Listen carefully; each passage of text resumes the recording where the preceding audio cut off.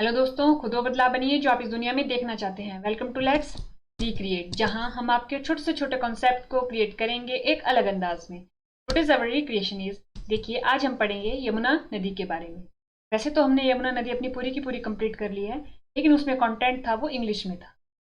आज हम यमुना नदी को पूरा पढ़ेंगे, लेकिन उसमें कंटेंट होगा हिंदी, ताकि भाषा कभी भी बाधा ना बने हमारे हसीन सपनों की उड़ानों में। तो चलिए शुरू करते हैं। ये क्या है? ये है हमारा प्यारा हिमाचल प्रदेश। ये हमने अपने पहले लेक्चर में पढ़ा था, ओवरव्यू लिया था हमने अपनी यमुना नदी का, कि हिमाचल से यमुना का संबंध कैसे है। ठीक है, अब देखिए हम शुरू करते हैं अपना लेक्चर। देखिए, हमें सबसे पहले पता होना चाहिए कि यमुना नदी हमारे जब हिमाचल में एंटर होती है तो हिमाचल में किन किन हमें जिलों को पढ़ना पड़ता है और किन किन अन्य राज्यों को हमें पढ़ना पड़ता है यमुना के संदर्भ में। तो देखिए, सबसे पहले हम बात करेंगे अपने जिलों की, हिमाचल के जिलों की, कि किन किन जिलों को हमें पढ़ना पड़ेगा जब हम किसकी बात करेंगे, यमुना नदी की। तो देखिए, पहले बात आती है किन्नौर की। हमें किन्नौर का जिक्र भी होगा जब हम यमुना की बात करेंगे। शिमला का जिक्र भी होगा जब हम यमुना की बात करेंगे। सोलन का जिक्र भी होगा जब हम यमुना की बात करेंगे, और सिरमौर का तो जिक्र होगा ही होगा। और उसके बाद हम देखते हैं राज्य, किन किन राज्यों का जिक्र होगा जब हम यमुना की बात करेंगे। तो देखिए, सबसे पहले जिक्र होगा हमारा उत्तराखंड का। उसके बाद थोड़ी सी सीमा साझा करता है हमारे साथ उत्तर प्रदेश, तो उसका भी जिक्र हो जाता है। और तीसरा हरियाणा के साथ। ठीक है, देखिए कितने जिलों की बात करी हमने हमने करी टोटल 4 जिले। और हमने कितने राज्यों की बात करी? 3 राज्यों की। तो सबसे पहला पॉइंट पता चल गया, जब भी हम यमुना को पढ़ेंगे तो हमें अपने हिमाचल के दक्षिण में स्थित 4 जिलों के बारे में पढ़ना है, और हिमाचल के जो दक्षिणी सीमा में साझा करते हैं सीमा हिमाचल के साथ राज्य, वो है 3, उनके बारे में भी पढ़ना है। तो चलिए देखते हैं अब यमुना कहाँ से हिमाचल प्रदेश में एंटर करती है और वो कैसे कैसे हिमाचल प्रदेश को कवर करती है। देखिए, अब आपको देखिए, ये आपको एक रेंज दिख रही होगी। ये तो इसका नाम है हमारे पास बंदरपूंछ।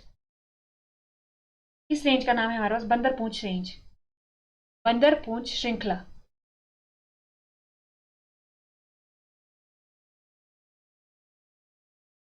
बंदरपूंछ श्रेणी या श्रृंखला, इस श्रृंखला में या इस श्रेणी में एक पर्वत है जिस पर्वत का नाम है कालिंदी पर्वत। देखिए, ये एक पर्वत रहा।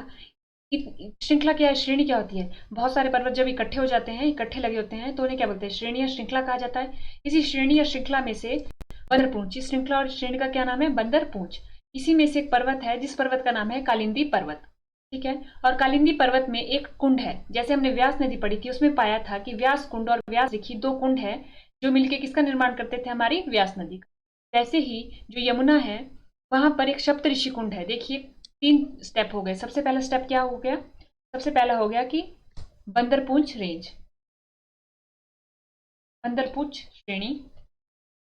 के बाद में आया कालिंदी पर्वत, कालिंदी पर्वत। अगर आपने पहला लेक्चर पढ़ा होगा तो आपको ज्ञात होगा कि कालिंदी में, वेदों में यमुना को क्या बुलाया जाता है? कालिंदी। उसके बाद कालिंदी पर्वत में भी एक कुंड है, उसका क्या नाम है? सप्तऋषि कुंड। और उस कुंड से उद्गम होता है किसका? ये रहा हमारा सप्तऋषि कुंड। देखिए, ये है हमारा सप्तऋषि कुंड, और इस कुंड से उद्गम हुआ किसका? यमुना नदी का। देखिए, सप्तऋषि कुंड से ये आई, हिमाचल प्रदेश की सीमा में एंटर किया, और कहाँ को जा रही है? ये कौन से राज्य में जा रही है? हरियाणा राज्य में जा रही है। ठीक है, अब तक हमने इतना देख लिया अपना सब। अब उसके बाद अब हम देखते हैं, अब हम क्या करेंगे, हम देखेंगे कि पर्टिकुलर जिले को लेंगे। हमने एक एक करके इस जिले को लेना है पहले, फिर इस जिले को लेना है, फिर इस जिले को, और फिर इस जिले को। हम देखेंगे, जैसे इसका नाम है किन्नौर, कि किन्नौर का यमुना के साथ क्या संबंध है। उसके उसके बाद हम देखेंगे शिमला के साथ क्या संबंध है, फिर सिरमौर के साथ क्या संबंध है, और फिर सोलन के साथ क्या संबंध है। देखिए, तो बात आती है, सबसे पहले हमने बोला था हम देखेंगे किन्नौर और यमुना को। तो देखिए, यहाँ पर किन्नौर का रीजन है डोडरा कवार। कौन सा रीजन है? डोडरा कवार। डोडरा कवार रीजन से ओरिजिन होता है एक नदी का, उस नदी का नाम है हमारा रुपिन। कौन सा नाम है? रुपिन। और यहाँ पर हरी के हरी के हरी के पटन रेंज है, जहां पर एक ग्लेशियर है, वहां से ओरिजिन होता है हमारा सुपिन रिवर का। देखिए रुपिन और सुपिन, तो रुपिन और सुपिन आपको मिलते हुए दिख रहे होंगे। ये मिलते हैं हमारे नैतवार में। कहाँ मिलते हैं ये? नैतवार में। नैतवार में मिलने के बाद ये निर्माण करते हैं हमारे यमुना की एक महत्वपूर्ण सहायक नदी का, जिसका नाम है टॉन्स। ये हो गई हमारी टॉन्स। तो हमने अभी क्या पढ़ा? हमने पढ़ा कि यमुना का जो उद्गम होता है वो कहाँ से होता है। दूसरा हमने देखा कि जो रुपिन और सुपिन है वो मिलकर कहाँ मिलते हैं? नैतवार में। और किस नदी का निर्माण करते हैं? टॉन्स नदी का, जो यमुना की एक महत्वपूर्ण सहायक नदी है। ठीक है, ये हो गई हमारी टॉन्स। अब उसके बाद देखिए हमने क्या पढ़ा? हमने पढ़ा बंदरपूंछ रेंज में कौन सा पर्वत है? कालिंदी पर्वत। उस पर्वत में कौन सा कुंड है? सप्तऋषि कुंड। ठीक है, ये सारी बातें कहाँ की है? हिमाचल प्रदेश की है या उत्तराखंड की है? तो हम बोलेंगे कि ये सारी की सारी बातें उत्तराखंड की, क्योंकि जो यमुना का ओरिजिन है वो कहाँ से हो रहा है, उद्गम है वो कहाँ से हो रहा है? वो हो रहा है हमारा उत्तराखंड से। ठीक है, उसके बाद ये हमारे पास यमुना, यहाँ से यमुना का उद्गम हुआ। उसके बाद यमुना हिमाचल प्रदेश में कहाँ पर एंटर करी? देखिए आपको ये एंट्री पॉइंट दिख रहा होगा, ये यहाँ पर। ये तो ये हमारा कोदरी माजरा। क्या नाम है? ये हमारा कोदरी माजरा। तो देखिए ये कहाँ है कोदरी माजरा? ये है हमारा हिमाचल प्रदेश में। हिमाचल प्रदेश में। ये हमने पढ़ा अब तक। अब उसके बाद देखिए, उसके बाद हमने क्या पढ़ा? हमने देखा अपना किन्नौर। ये हमारा किन्नौर है और ये हमारा उत्तराखंड। अब देखें किन्नौर में हमने देखा डोडरा कवार क्षेत्र। डोडरा कवार क्षेत्र से कौन सी नदी का उद्गम हो रहा था? रुपिन नदी का। ठीक है, और रुपिन नदी और हरी की दून घाटी, हरी की दून घाटी गढ़वाल रीजन में। देखिए ये जो ये वाला रीजन है उत्तराखंड का, इसको बोला जाता है गढ़वाल रीजन। ठीक है, तो गढ़वाल रीजन में ये हरी की दून घाटी है, जिसमें एक ग्लेशियर है। वहां से उद्गम होता है किसका? सुपिन नदी का। ठीक है, यहाँ पर क्या है? हिम नदी यानी कि ग्लेशियर है। वहां से ओरिजिन हुआ किस नदी का? सुपिन नदी का। और रुपिन और सुपिन मिले कहां पर आपस में? नैतवार में। और उन्होंने फिर किस नदी का निर्माण किया? टॉन्स। ये सारी की सारी बातें हो रही है हमारी, इस तरफ वाली बात हो रही है हमारी हिमाचल प्रदेश में, और इस तरफ वाली बात हो रही है हमारी उत्तराखंड में। ये हो गया हमारे पास 2 पॉइंट। ये हिमाचल प्रदेश में बात करी जा रही है और ये बात करी जा रही है हमारी उत्तराखंड में। और रुपिन और सुपिन मिलती कहाँ है? नैतवार रीजन। ठीक है, नैतवार में। और उसके बाद वो क्या बनाती है? टॉन्स नदी बनाती है। अब उसके बाद हम देखेंगे, हमने अभी तक एक डिस्ट्रिक्ट देख ली, किन्नौर हमने कवर कर ली। किन्नौर को हमने कवर कर लिया कि किन्नौर और यमुना का आपस में क्या संबंध है। हमने देख लिया कि हमें इसके मामले में, किन्नौर के मामले में हमारे को रुपिन नदी के बारे में पता होना चाहिए, जो किन्नौर के डोडरा कवार रीजन से आती है। कभी कभी ये भी पूछा जाता है कि जो डोडरा कवार रीजन है या क्षेत्र है, वहां पर से किस नदी का संबंध है। ऑप्शन में रुपिन भी होगा, सुपिन भी होगा। तो हमें रुपिन के ऊपर टिक करना है, क्योंकि हमने यहाँ पर पीछे देखा कि डोडरा कवार क्षेत्र से रुपिन नदी का संबंध है। अब उसके बाद ये हमने अभी पूरा का पूरा देख लिया। ये रुपिन और सुपिन नैतवार में मिले, टॉन्स नदी बनाई। अब हम देखेंगे शिमला। शिमला और यमुना का आपस में संबंध देखेंगे। देखिए शिमला में यहाँ पर चांसल चोटी है, यहाँ पर चांसल चोटी, चांसल चोटी, उसमें एक झील है, इस चोटी में एक झील है जिसका नाम है चंद्रनाहन, चंद्रनाहन झील। इस झील से उद्गम होता है एक नदी का, उस नदी का नाम है पब्बर। पब्बर। देखिए हमने पढ़ लिया यमुना के बारे में सबसे पहले, उसके बाद हमने पढ़ा टॉन्स के बारे में। टॉन्स किसकी सहायक नदी है? यमुना की। अब देखिए ये जो आपको पब्बर दिख रही होगी, ये यमुना में नहीं, किस में मिल रही है? टॉन्स में। मतलब कि पब्बर जो है वो किसकी सहायक नदी है? टॉन्स की सहायक नदी है। हो गया, हमने पढ़ लिया पब्बर। तो पब्बर का ओरिजिन कहाँ से होता है, उद्गम कहाँ से होता है? ये होता है चांसल चोटी चंद्रनाहन झील से। ठीक है, और ये किसकी सहायक नदी है? ये है हमारी टॉन्स की। उसके बाद सबसे पहले अब हम पढ़ेंगे पब्बर की सहायक नदी। तो देखिए अगर आपने एचपीजी के पढ़ी होगी तो आपने पाया होगा कि 1997 में चिड़गांव रीजन में भीषण बाढ़ आई थी, और जिसमें काफी हानि हुई थी, जानमाल की भी, जान की भी और माल की। तो ये किस वजह से हुआ था? ये हुआ था इस नदी की वजह से, जो है किसकी सहायक नदी? पब्बर की। तो इसका नाम है आंध्रा, आंध्रा नदी। देखिए आंध्रा किसकी सहायक नदी है? पब्बर की। और पब्बर किसकी सहायक नदी है? टॉन्स की। तो आंध्रा पहली ट्रिब्यूटरी होगी किसकी? पब्बर की। उसके बाद दूसरी आई रोमाई। हमने पहले पढ़ ली पब्बर, अब हम दूसरी पढ़ रहे हैं रोमाई। तीसरी आई हमारे पास पटसरी, पटसरी। देखिए पटसरी जो का जो उद्गम होता है वो होता है खड़ा पत्थर, शिमला से, खड़ा पत्थर शिमला से। तो अब देखिए क्या है, पटसरी किसकी सहायक नदी है? पटसरी किसकी सहायक नदी है? पब्बर की। और पब्बर किसकी सहायक नदी है? टॉन्स की। तो हमारे को तो इंग्लिश में याद करने की एक ट्रिक है, पीपीटी, पटसरी, पब्बर और टॉन्स। पटसरी है पब्बर की और पब्बर है टॉन्स की। तो हम इस तरीके से इसको याद कर सकते हैं। उसके बाद आती है तांगनू।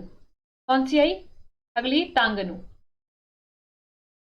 हमने अब तक क्या पढ़ लिया? आंध्रा, रोमाई, पटसरी, तांगनू। के बाद ये आई विसुकुटी। विसुकुटी, ठीक है। तो हमने पढ़ ली पब्बर की सहायक नदी है कौन कौन सी? Number 1 Andhra, number 2 Romai, number 3 Patsari, number 4 Tangnu, number 5 Vishukuti. अब उसके बाद शिमला से ये जो सारी की सारी गई अभी तक हमने पढ़ी, ये पब्बर की सहायक नदी थी। और पब्बर खुद किसकी सहायक नदी थी? वो थी टॉन्स की। अब हम देखेंगे एक और नदी आती है हिमाचल प्रदेश से जो पब्बर की सहायक नदी नहीं है। वो किसकी है? हिमाचल प्रदेश के शिमला जिले से। वो किसकी है? टॉन्स की है। इसका नाम है मिनास। मिनास। तो देखिए शिमला से हमारे को दो तरीके से याद करना पड़ेगा। कि हमने शिमला लिखा, शिमला में सबसे पहले क्या हुआ? पब्बर, और यहाँ को मिनास। ये दोनों किसकी है? ट्रिब्यूटरी। किसकी सहायक नदी है? टॉन्स की। उसके बाद पब्बर में अपनी भी, पब्बर के भी अपनी सहायक नदी है, वो है 4। सबसे पहले हमारे पास आंध्रा, फिर रोमाई, पटसरी, तांगनू, विशुकुटी, 5। इस तरीके से हमारे को याद रखना है कि पब्बर और मिनास टॉन्स की सहायक नदी है शिमला से, और जितनी भी बाकी बची वो किसकी है? पब्बर की। ये हमने पढ़ लिया अपना शिमला। के बाद हम देखेंगे इसको बड़े व्यू में देखते हैं। अब देखिए ये हमारा हो गया, देखिए ये हुआ हमारा शिमला जो हमने अभी पढ़ा। ये हो गया हमारा किन्नौर, ये हो गया हमारा सिरमौर। यही पढ़े ना अभी तक। हमने देखा था कि सिरमौर के खोदरी माजरा से यमुना एंटर कर रही है, ये हम पढ़ चुके हैं। शिमला में से तो हमने देख लिया कि टॉन्स की या पब्बर की कौन कौन सी सहायक नदी है, और किन्नौर से भी हमने देख लिया कि किन्नौर से यमुना के साथ कैसा संबंध है। अब हम इसको एक और बार देखते हैं। और ये हमारा क्या है? उत्तराखंड, यूके यानी कि उत्तराखंड। तो देखिए ये हमारी यमुना नदी हुई। ये हमारी किन्नौर से कौन सी निकलती है? रोटराकवा रीजन से रुपिन। ये सुपिन नैतवार में मिली, इसने किसका निर्माण कराया? टॉन्स का। के बाद शिमला से पब्बर आई, कहाँ से आती है? चांसल चोटी चंद्रनाहन झील से। उसके बाद इसमें मिली आंध्रा, रोमाई, पटसरी, तांगनू, सुकुटी, मिनास। ये पढ़ी हमने। आंध्रा कहाँ पर मिलती है? इसमें चीड़गांव में। चीड़गांव से कौन सी नदी रिलेट करती है? हमारी आंध्रा। पटसरी कहाँ से निकलती है? खड़ा पत्थर शिमला से। उसके बाद हमने ये सब कुछ पढ़ लिया है। देखिए हमने ये पढ़ लिया और इसके नाम भी लिख दिए हैं। तो हमने देखा, और हमारे पास अब एक और क्वेश्चन आता है जो मैक्सिमम पूछा जाता है कि रुपिन और सुपिन आपस में कहाँ मिलते हैं। अगर ये पूछा जाए तो ये मिलते हैं हमारे नैतवार में।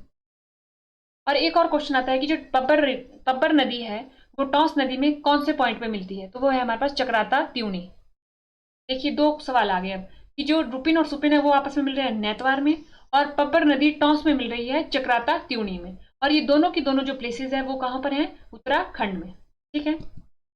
अब हम देखेंगे अपना सोलन और सिरमौर के साथ यमुना का संबंध। देखिए ये हमने किन्नौर के साथ कर लिया। ये रुपिन और सुपिन आए, नैतवार में मिले, टॉन्स नदी का निर्माण करवाया। टॉन्स मिलती है यमुना में, टॉन्स मिली यमुना में कालसी में। ये एक और इंपॉर्टेंट पॉइंट है कि टॉन्स यमुना में कहाँ मिलती है? कालसी में।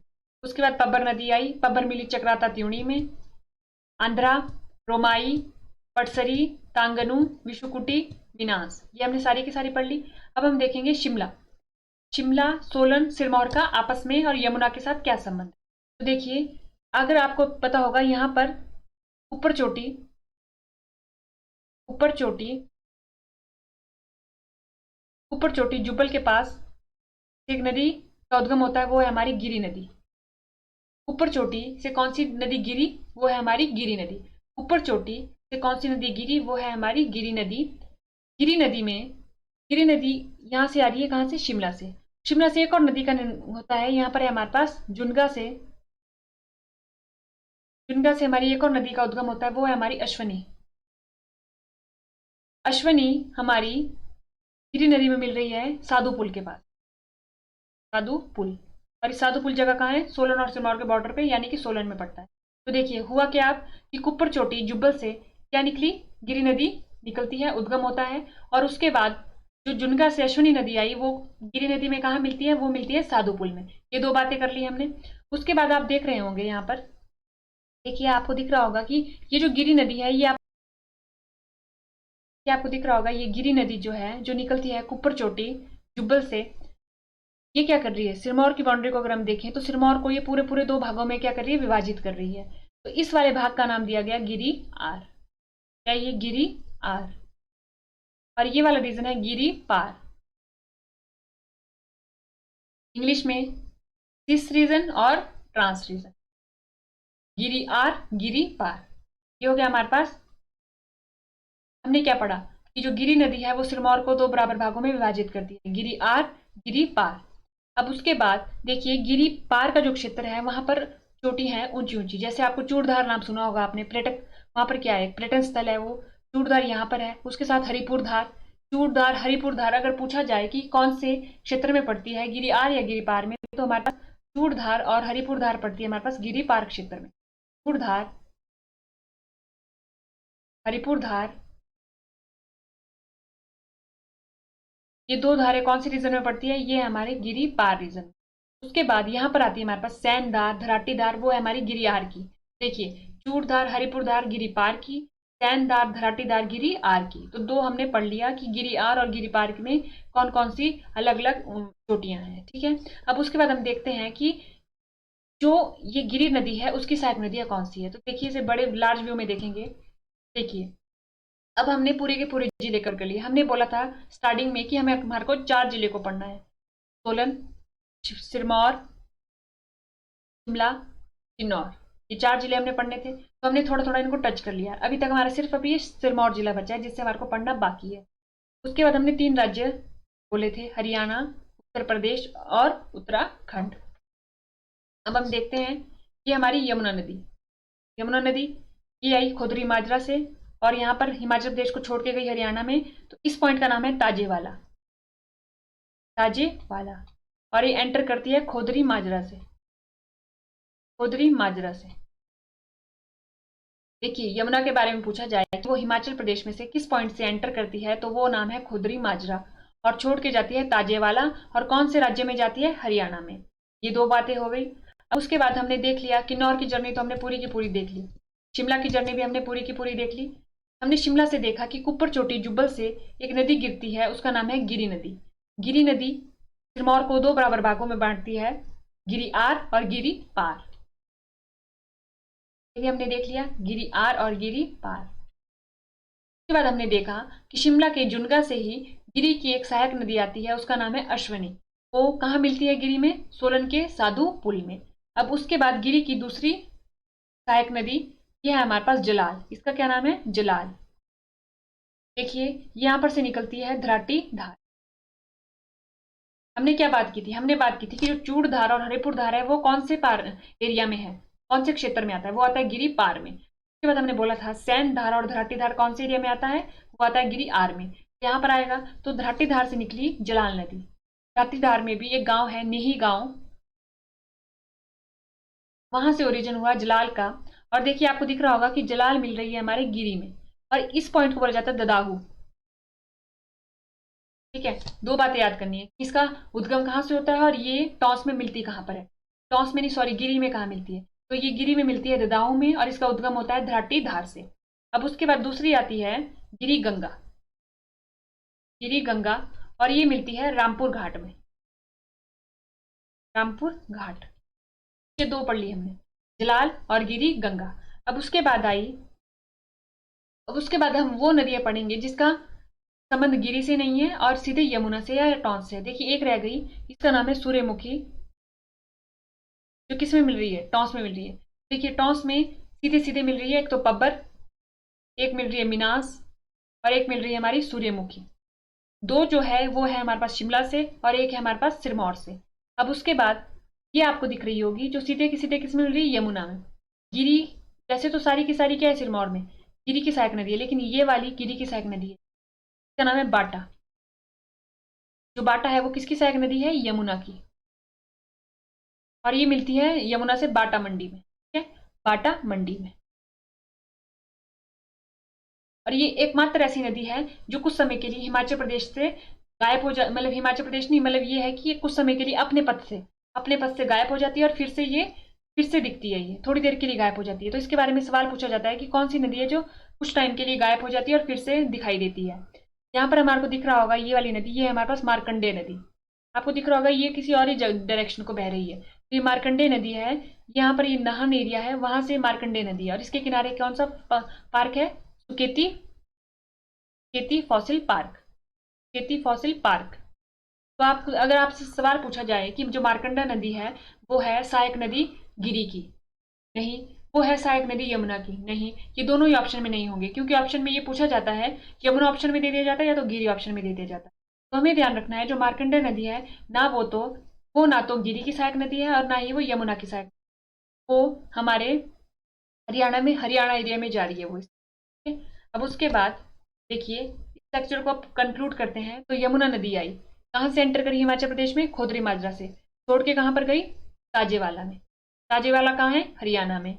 अब उसके बाद यमुना की सबसे पहली सहायक नदी टोंस, प्रवेश कहाँ से करती है? कोटेगांव से, हिमाचल प्रदेश। और टोंस की सहायक नदी कौन सी है? रुपिन सुपिन मिला के क्या बनाती है? टोंस। पब्बर सबसे इंपॉर्टेंट सहायक नदी, फिर मीनास और सूर्यमुखी। ये दोनों हमारे पास कौन से रीजन से आती है? शिमला। और ये आती है हमारे सिरमौर। उसके बाद पब्बर की सहायक नदी आंध्रा, पटसरी, तांगनु तागनु और विशुकुटी। ठीक है। उसके बाद आई गिरी।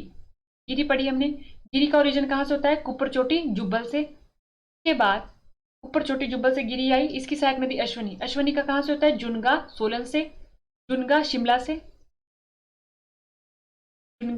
से बहती कहाँ पर है? सोलन में बहती है, शिमला से होती हुई। उसके बाद ये साधुपुल में मिल जाती है, किसमें? गिरी में। जलाल किसमें से आता है? देखिए अब जलाल के बारे में बातें लिख रखी है, उद्गम होता है बनी गांव नेही पछाड़। ठीक है। और धराटी धार, ये एक पॉइंट एडिशनल है। और ददाहू का क्यों जिक्र किया था हमने? क्योंकि गिरी नदी से इसका मिलना होता है, जलाल नदी का। और ये भी बात बोली जाती है कि पृथक करती है सैंधार को और धराटी धार को। ठीक है। हमने पढ़ा था कि गिरी आर के क्षेत्र में दो है, सैंधार और धराटीधार, दोनों को अलग अलग कौन करता है? जलाल नदी। उसके बाद गिरी गंगा जो रामपुर घाट में मिलती है। उसके बाद आती है घाघर। जो घाघर है वो सहायक नदी है हमारी यमुना की। ये लवासा से इसका ओरिजिन होता है, लवासा हिमाचल प्रदेश से उसका ओरिजिन होता है। और ये हिमाचल प्रदेश से इसका ओरिजिन हुआ और ये प्रीतिनगर में हिमाचल प्रदेश से बाहर निकलती है और हरियाणा में चली जाती है। तो देखिए घाघर के बारे में क्या बात करी कि लवासा से इसका ओरिजिन हुआ और ये प्रीतिनगर में किसमें मिल गई? कहाँ को चली गई? हरियाणा राज्य को। उसके बाद आता है बाटा। बाटा नदी के बारे में क्या देखा? हमने देखा कि यह यमुना की सहायक नदी है। देखिए यमुना की सहायक नदी है और ये यमुना में कहाँ मिलती है? बाटा मंडी में। और ये एकमात्र ऐसी नदी है जो हिमाचल प्रदेश की जो कुछ समय के लिए क्या करती है? लुप्त हो जाती है और फिर से आती है, गायब हो जाती है और फिर से दिखाई देती है। कुछ समय के लिए दिखाई नहीं देगी, फिर से दिखाई देगी। और ये एकमात्र ऐसी नदी है जो बिलो रिज जाती है। ठीक है। उसके बाद आता है इसकी सहायक नदी कांसर खाला और खारा का खाला। तो इन दोनों का नाम पूछा जाता है कि जो कांसर खारा और खाला का खारा है वो किसकी सहायक नदियां हैं? तो वो है हमारी बाटा की। तो इस तरीके से हमने देखा है जो हमारी यमुना नदी है उसका सफर हिमाचल प्रदेश के 4 जिलों में, सोलन, सिरमौर, शिमला, किन्नौर और 3 राज्यों में, हरियाणा, उत्तर प्रदेश और उत्तराखंड में। उसकी हमने सहायक नदी देखी टोंस, गिरी, घाघर, बाटा। टोंस की हमने सहायक नदी देखी पब्बर की हमने आगे सहायक नदी देखी। इस तरीके से हमने पूरा का पूरा लेक्चर कंक्लूड किया। अब हम अगला लेक्चर जो होगा वो होगा हमारा कि कैसे कैसे सवाल आते हैं प्री और मेंस में। तो आज के लेक्चर में इतना ही। थैंक यू एंड देखते रहिए लेट्स रिक्रिएट।